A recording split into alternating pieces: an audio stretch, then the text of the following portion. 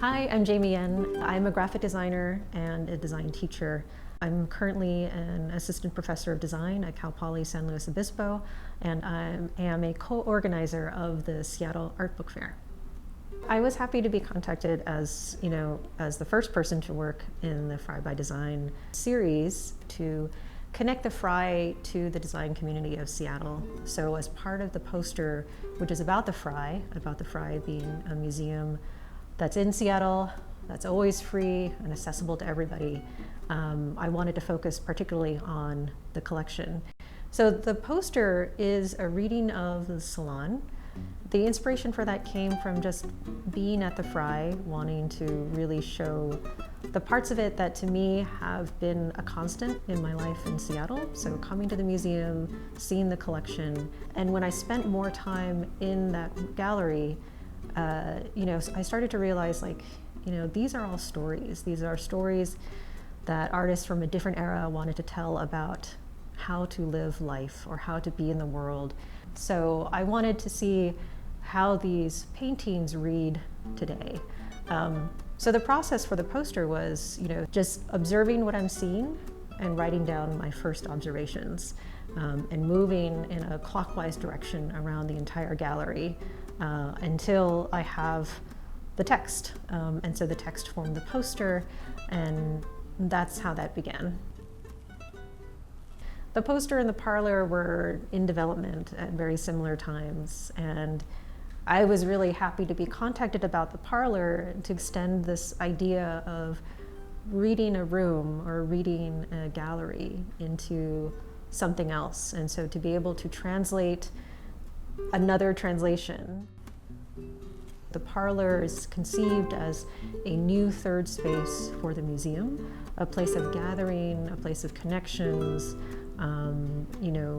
Bodies can be moved differently in that space compared to other spaces. You can sit, relax, talk to other people, kind of enjoy it. The title of the work in the parlor is called Echo, Repeat and Reflect.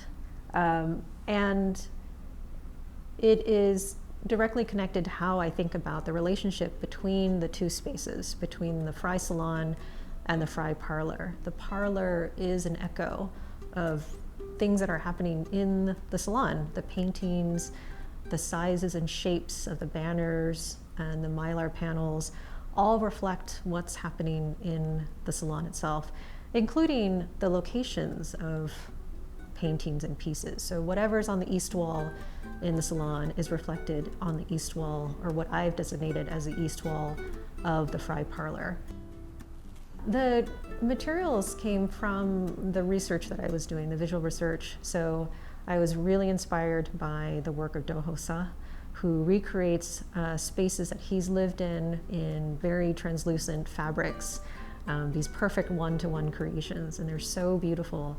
And they're taking really hard concrete surfaces and turning them into these diaphanous, open to interpretation spaces, and that's also kind of what I wanted to evoke with the Frye Parlor materials. And then the mylar, so the mylar panels are also reflective of the sizes of the paintings in the salon.